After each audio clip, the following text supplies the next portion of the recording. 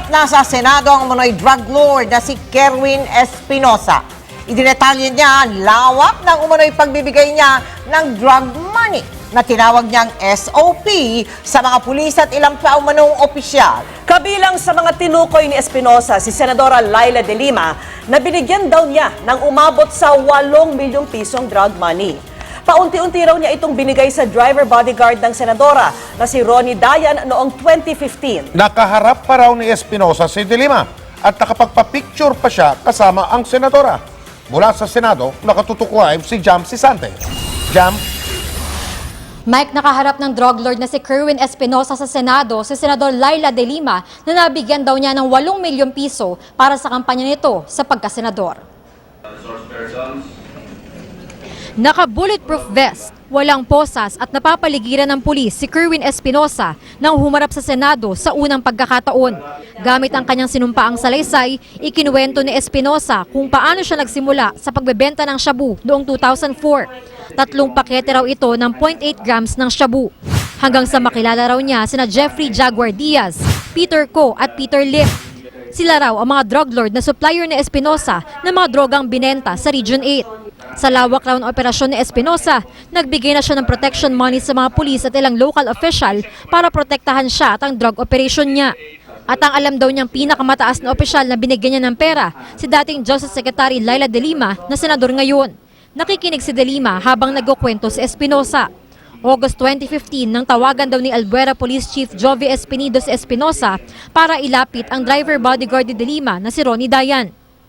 Tumawag sa akin na nagpakilalang driver bodyguard daw siya ni Ma'am Laila. Sa panahon na yon,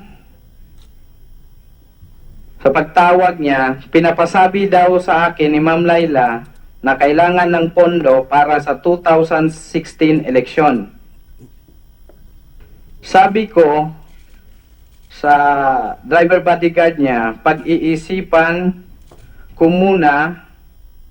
Pumayag daw si Kerwin matapos kumonsulta sa mga kaibigang drug lord dahil gusto raw niya makasiguro na poprotektahan siya ni de Lima. Hinihingi niya sa akin ang halagang 2 milyon pesos buwan-buwan. Pero hindi ako nagbigay nito kasi hindi ko to kaya. Tumawad ako sa kanya hanggang umabot kami ng 700,000 pesos monthly. Sabi niya, okay daw yung 700,000 a month, pero magbigay ka daw ng goodwill na 2 million pesos. Ang lahat daw ng iniabot na pera ni Espinosa, si Dayan daw ang tumanggap. Ang unang beses, sa parking lot daw ng isang mall sa Pasay. Pero hindi na raw natuloy ang pagbigay ni Kerwin ng 700,000 buwan-buwan dahil sinabihan daw siya ni Dayan na magbigay ng 8 million pesos bago ang eleksyon. Ang ikalawang bigayan noong October 2015 daw sa may dampa sa Macapagal Avenue. 1.7 million pesos daw ang inabot ni Kerwin kay Dayan dahil gustong makasiguro hiniling ni Kerwin na makita o makausap si de Lima.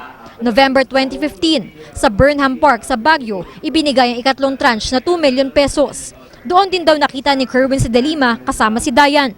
Nagpa-picture pa raw si Espinosa at ang kanyang asawa kasama ang kalihim.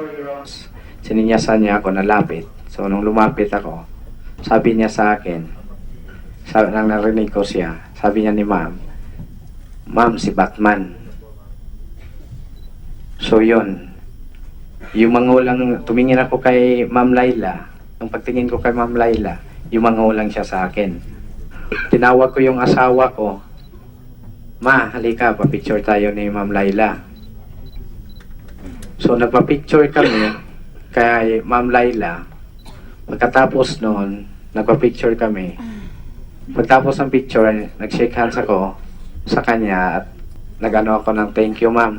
Tapos, sinabay ko yung pagsabi kay ma'am kung natandaan niya na nandun na yung pera kay Ronnie, ma'am.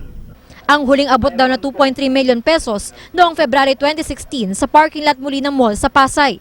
Suma total, 8 milyong piso ang naibigay ni Espinosa kay Dayan. Pero sa pahayag ni Dayan, bagamat inamin niyang tumanggap ng pera kay Espinosa para raw kay De Lima, nangyari raw ang mga transaksyong ito noong taong 2014 at hindi 2015. Hanggang 2014 lang daw nagtrabaho si Dayan para kay De Lima. Mike, papaaprubahan daw ng mga senador kay Senate President Coco Pimentel ang pagbigay ng legislative immunity kay Kerwin Espinosa. Kapag may legislative immunity ang isang tao, ibig sabihin nito, hindi siya maaaring kasuhan para sa sinabi niya sa loob ng pagdinig ng Senado. Mike? Maraming salamat, Jam Sisante.